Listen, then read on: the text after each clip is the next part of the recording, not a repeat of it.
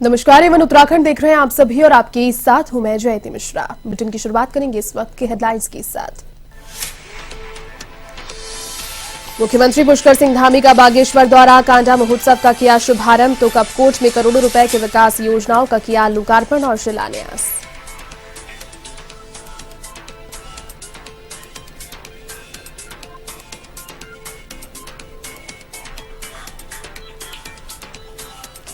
प्रधानमंत्री नरेंद्र मोदी का 30 दिसंबर को हल्द्वानी दौरा, एमडी इंटर कॉलेज का मुख्यमंत्री धामी ने किया निरीक्षण, अधिकारियों को दिए निर्देश, कहा कुमाऊं को मिलेगी कई योजनाओं की सौगात।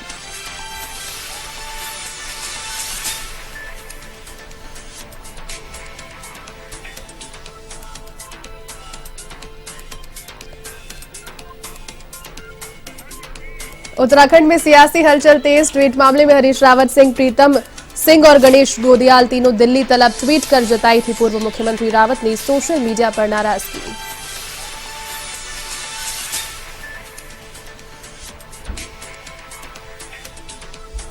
आगामी चुनाव को लेकर भारतीय निर्वाचन आयोग की तैयारी तेज, मुख्य निर्वाचन आयुक्त सुशील चंद्रा समेत कई अधिकारी पहुंचे देहरादून, राजनीतिक दलों के प्रतिनिधियों के साथ बैठक का कार्यक्रम।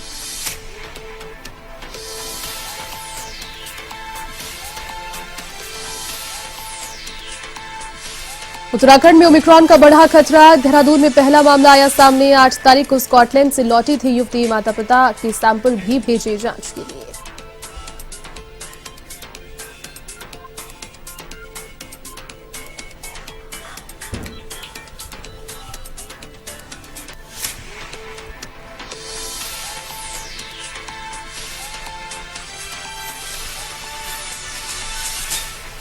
चलिए अब खबरें विस्तार से।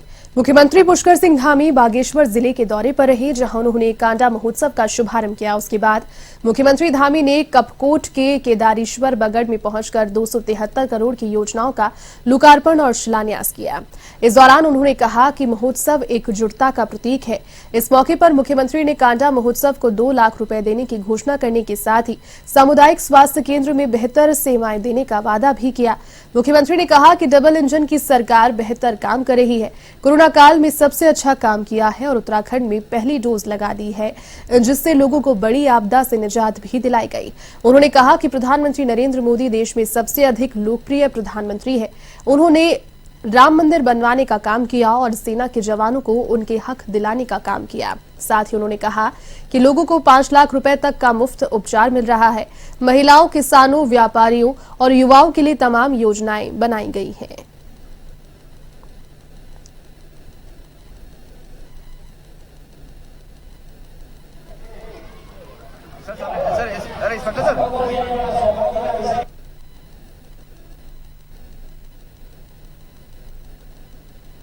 योजनाओं का यहाँ पर लोकार्पण और शिलान्यास हुआ है। इस क्षेत्र को आगे चलकर जड़ी बूटी केंद्र के रूप में, एक विशेष रूप से अनुसंधान के रूप में उद्यान के क्षेत्र में, अन्य क्षेत्रों में, और जो यहाँ कनेक्टिविटी इत्यादि की जो प्रॉब्लम है उसको भी आगे ले जाकर हम उसके लिए भी समाधान का प्रयास कर रहे हैं कि कनेक्टिविटी पहुँचे, लोगों को यहाँ पर सुविधाएं मिलें और ऐसे हमारे दूरस्थ क्षेत्र ये मुख्य धारा में जुड़े, यहाँ से पलायन रुके, यहाँ के लोगों को रोजगार मिले, हर क्षेत्र में यहाँ के लोग आगे आए। प्रधानमंत्री नरेंद्र मोदी 30 दिसंबर को हल्द्वानी के दौरे पर रहेंगे, जिसको लेकर एमडी इंटर कॉलेज में मुख्यमंत्री पुष्कर सिंह धामी ने निरीक्षण किया। तो वहीं दौरे को लेकर उन्होंने एमबी इंटर कॉलेज के मैदान पर तैयारियों की बारीकी को लेकर अधिकारियों को कई प्रकार के निर्देश भी दिए। उन्होंने कहा कि प्रधानमंत्री के दौरे में कुमाऊं को कई प्रकार की योजनाओं की सौगात मिलने जा रही है, जिसमें कई योजनाओं का शिलान्यास और लोकार्पण प्रधानमंत्री के द्वारा किया जाएगा।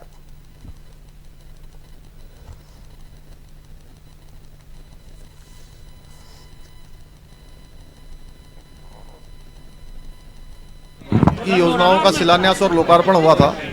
हल्द्वानी में लगभग हजारों करोड़ की योजनाएं जो हमारी यहाँ पर तैयार हो रही हैं, बहुत सारी योजनाएं जिनका लोकार्पण और शिलान्यास दोनों होना है। जमरानी बात की ऑलरेडी सैद्धांतिक सहमति पहले ही बन चुकी है, क्योंकि वो हमारा नाबार्ड पोषित योजना है और उस योजना वो प्रक्रिया के अंतर्गत है, उसकी सैद्धांतिक स्वीकृति हो चुकी है। अभी देखते हैं उसमें जैसा भी होगा नाबार्ड के लोगों के द्वारा जो बात करने के बाद। लेकिन उसके अलावा बहुत सारी योजनाएं हैं, सड़कों की योजनाएं हैं, अन्य अन्य योजनाएं हैं, उन सभी का माननीय प्रधानमंत्री जी के द्वारा लोकार्पण किया जाएगा। मैं सभी का आह्वान करता हूँ कि सब लोग आए। तो वहीं 30 दिसंबर को हल्द्वानी में प्रधानमंत्री के दौरे को लेकर एमबी इंटर कॉलेज के मैदान का स्थलीय निरीक्षण करने हल्द्वानी पहुंची मुख्यमंत्री पुष्कर सिंह धामी ने हरीश रावत के ट्वीट को लेकर कहा कि ये सब कांग्रेस के अंदरूनी हालात हैं और कई प्रकार के गिरोह गुट कांग्रेस के अंदर चल रही हैं। उन्हें ही तय करना है कि कौन उनका नेता होगा।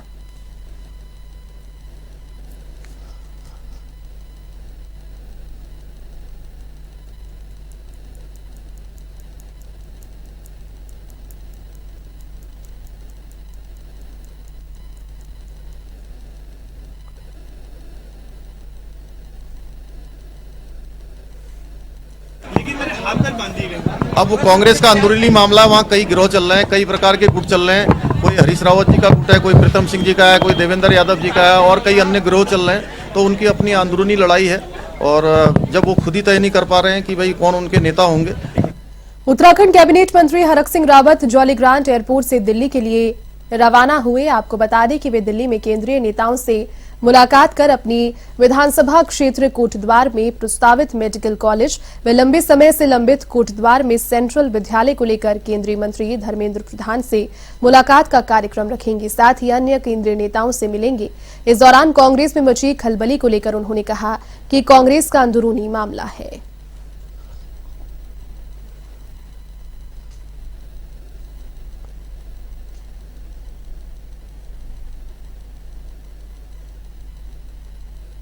जो कोटद्वार मेरे विधानसभा क्षेत्र में सेंट्रल स्कूल का एक मामला बहुत लंबे समय से लंबित है।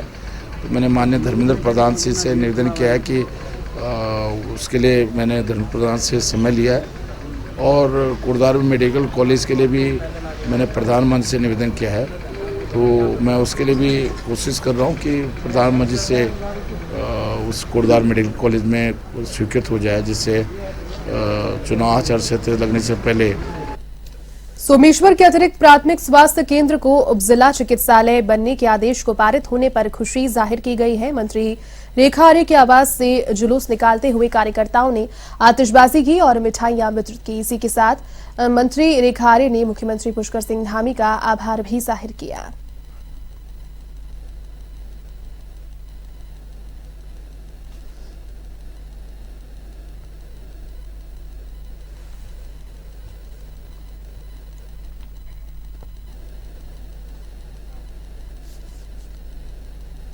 पूर्व मुख्यमंत्री हरीश रावत के तल्ख तेवरों के बाद कांग्रेस हाईकमान ने उत्तराखंड के सभी वरिष्ठ नेताओं को दिल्ली तलब किया है। कांग्रेस प्रदेश चुनाव अभियान समिति के अध्यक्ष हरीश रावत, प्रदेश अध्यक्ष गणेश गोदियाल, नेता प्रतिपक्ष प्रीतम सिंह दिल्ली पहुंचेंगे। जानकारी के अनुसार शुक्रवार को इस मसले पर हाईकमान के साथ में बैठक होगी।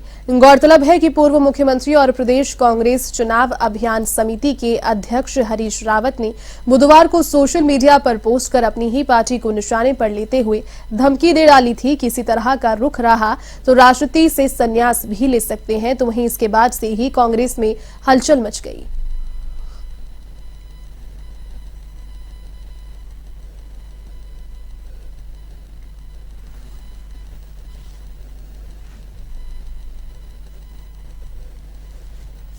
स्पष्ट है कि उत्तराखंड में हरीश रावत जी का विकल्प कोई नहीं है और सबसे लोकप्रिय नेता, राज्य निर्माण में उनका योगदान है, कांग्रेस को सत्ता में वापसी का उनका योगदान है और सबसे बड़ी बात कि कांग्रेस के हर कार्यकर्ता से सीधा उनका संवाद हमेशा रहा है और आज भी है। और मैं समझता हूँ उत्तराखंड की चाहत हरीश रावत है, परंतु कुछ दिनों से ऐसा लग रहा है कि कोई ताकत भाजपा के इशारे पर खेल रही है और उत्तराखंड के कांग्रेस के कार्यकर्ताओं की भावनाओं के साथ खिलवाड़ करते हुए कहीं ना कहीं कांग्रेस के जो आम कार्यकर्ता है उसका हाथ मारना चाहती है। हरिद्वार के राधा कृष्ण धाम पहुंचे पूर्व मुख्यमंत्री हरीश रावत का कार्यकर्ताओं ने स्वागत किया। इस अवसर पर पूर्व मुख्यमंत्री हरीश रावत के द्वारा किए गए ट्वीट को लेकर मीडिया के द्वारा सवाल किए जाने पर पूर्व मुख्यमंत्री चुप्पी साधते हुए नजर आए। हरिद्वार आगमन पर आए पूर्व मुख्यमंत्री से जब पूछा गया तो हरीश रावत उन सवालों के जवाब न देकर कहीं न कहीं बचते नजर आए।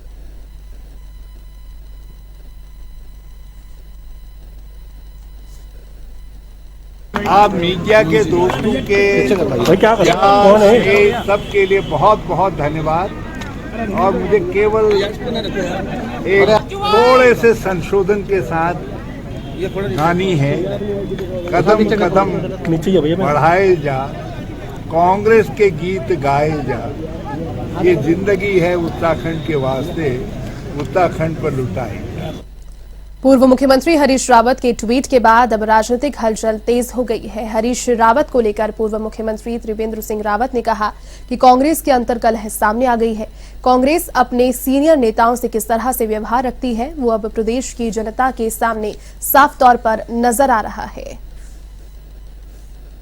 इसकी जो आंतरिक कला है वो सब सामने आ रही है और कांग्रेस में इस तरह से सम्मान किया जाता है, उसकी पीड़ा उनके ट्वीट में साफ साफ झलक रही है कि वहां पर अपने आप को अपमानित महसूस कर रहे हैं। तो वही कांग्रेस चुनाव संचालन समिति के अध्यक्ष हरीश रावत के ट्वीट से मचे घमासान के बाद उत्तराखंड कांग्रेस के पूर्व प्रदेश अध्यक्ष यशपाल आर्य ने कहा कि हरीश रावत कांग्रेस के सबसे बड़े नेताओं में से एक हैं और 2022 विधानसभा चुनाव में हरीश रावत की अहम भूमिका है। विधानसभा चुनाव को लेकर हरीश रावत के मन में कुछ सवाल भी हैं और उसी बात को लेकर उन्होंने ट्वीट किया है। कांग्रेस पार्टी पूरी तरह से एकजुट है, सभी मिलकर चुनाव लड़ेंगे।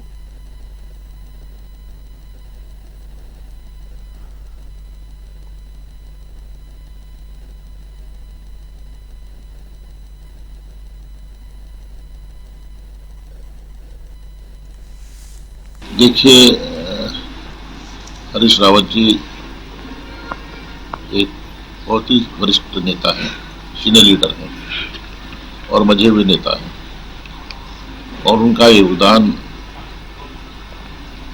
पार्टी के लिए हमेशा महत्वपूर्ण रहा है और उनकी भूमिका भी इस 2022 के चुनाव में महत्वपूर्ण होगी। जो उनके द्वारा ट्वीट किया गया है उसमें निश्चित रूप से 2022 के चुनाव को लेकर जो 22 का चुनाव है उसमें जो कहीं न कहीं उनको लगता है कि इसमें और कहीं सुधार की है। मंगलौर विधायक काजी निजामुद्दीन के द्वारा कस्बे में पूर्व प्रधानमंत्री चौधरी चरणजीत सिंह की जयंती का आयोजन किया गया, जिसमें सैकड़ों की संख्या में लोगों ने चौधरी चरण सिंह की स्मृति में पुष्प अर्पित किए और कांग्रेस के कई वरिष्ठ नेताओं ने भी उसमें हिस्सा लिया। इसी कार्यक्रम में पहुंचे कांग्रेस के पूर्व प्रदेश अध्यक्ष व नेता प्रतिपक्ष प्रीतम सिंह ने हरिद्वार हरीश रावत के ट्वीट पर कहा कि सभी कांग्रेसी नेता एक हैं। हरीश रावत सीनियर नेता हैं, उनके किसी भी बयान पर टिप्पणी नहीं की जा सकती, लेकिन प्रदेश की जनता केवल बदलाव चाहती है।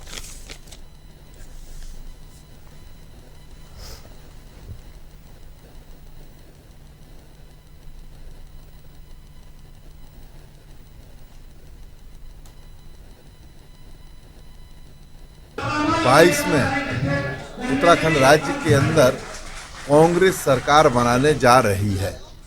सत्ता में बैठे हुए लोगों ने 2017 के विधानसभा चुनाव में जो वादे उत्तराखंड के लोगों से किए थे, उन वादों पर सरकार खरी नहीं उतरी है। आज किसान भी आहत है, नौजवान साथी रोजगार के लिए संघर्ष कर रहे हैं।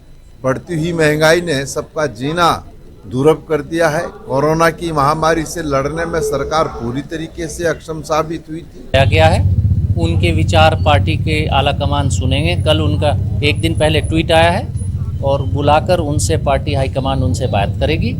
वहीं बताएंगे कि कहाँ क्या उनकी नहीं सुनी जा रही और जो नहीं सुन रहा होगा, जो तालमेल में कोई कमी होगी, सबको एक मंच पर बिठाकर, एक जगह बिठाकर उसको सुधारने का प्रयास पार्टी कर रही है।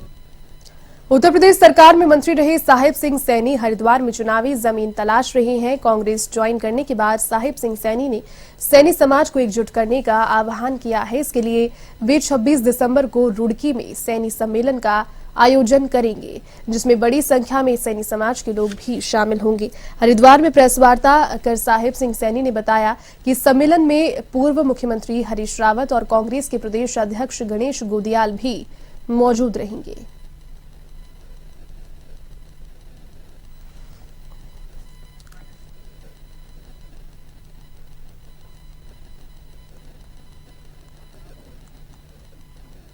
ऋषिकेश में आप पार्टी के विधानसभा प्रभारी डॉक्टर राज सिंह नेगी ने प्रेस वार्ता कर पूर्व मुख्यमंत्री त्रिवेंद्र सिंह रावत के खिलाफ जमकर हमला बोला। उन्होंने कहा कि आम आदमी पार्टी के खिलाफ किसी को भी उंगली उठाने की हिमाकत नहीं करनी चाहिए। सबसे पहले भाजपा को अपने गिरेबान में झांकने की जरूरत है।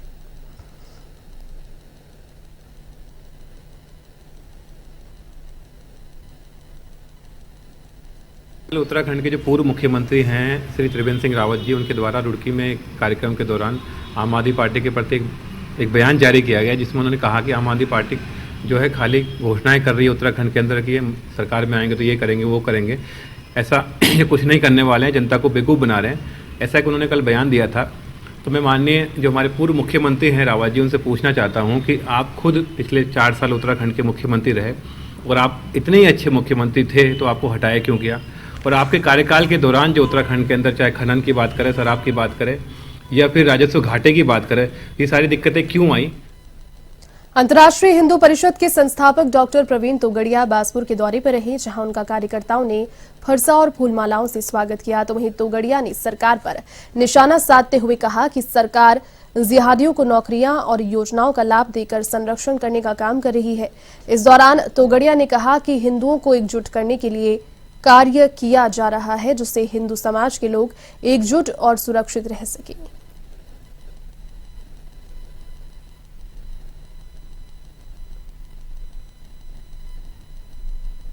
समृद्ध हिंदू, सुरक्षित हिंदू, सम्मान युक्त हिंदू और हिंदुओं को आगे ले जाने के लिए हमारा 10 सूत्री कार्यक्रम है, उनका भी वर्णन किया। देश में जिहादी आतंकवाद चल ही रहा है, इसलिए कश्मीर में लगभग हर रोज हमारे वीर सैनिक या आतंकवादियों के हाथ वीरगति प्राप्त हुए हैं। इसलिए हमें जिहादी इस्लामिक आतंकवाद को जमीन में दफनाना होगा, पर वह इसलिए समाप्त नहीं हो रहा है कि रोग है कैंसर और सरकार दवाई दे रहे हैं मलेरिया की।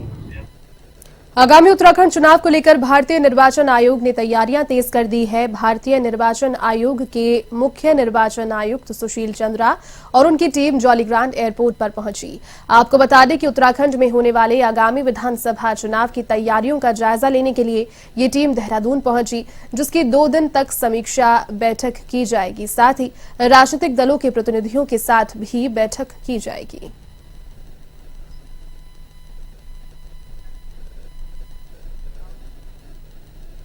तो वहीं उत्तराखंड में भी ओमिक्रॉन वेरिएंट पहुंच गया है। स्कॉटलैंड से देहरादून लौटी 23 वर्षीय युवती के सैंपल की जीनोम सीक्वेंसिंग में ओमिक्रॉन वेरिएंट की पुष्टि हुई है। स्वास्थ्य विभाग ने युवती के माता पिता का सैंपल भी जांच के लिए भेज दिया है। देहरादून स्थित कामली रोड निवासी 23 वर्षीय युवती 8 दिसंबर को स्कॉटलैंड से भारत आई थी और इंदिरा गांधी एयरपोर्ट पर युवती की RT-PCR सैंपल की जांच की गई, जिसकी रिपोर्ट नेगेटिव आई, जिसके बाद युवती उसी दिन कार से अपने माता पिता के साथ देहरादून पहुंची। मुख्य चिकित्सा अधिकारी कार्यालय देहरादून की समेकित रोग निगरानी प्रोजेक्ट यूनिट के आग्रह पर 11 दिसंबर को युवती के SRL लैब के प्रतिनिधि को अपने घर बुलाकर कोविड जांच के लिए सैंपल लिए गए और 12 दिसंबर को युवती का कोविड सैंपल पॉजिटिव पाया गया था।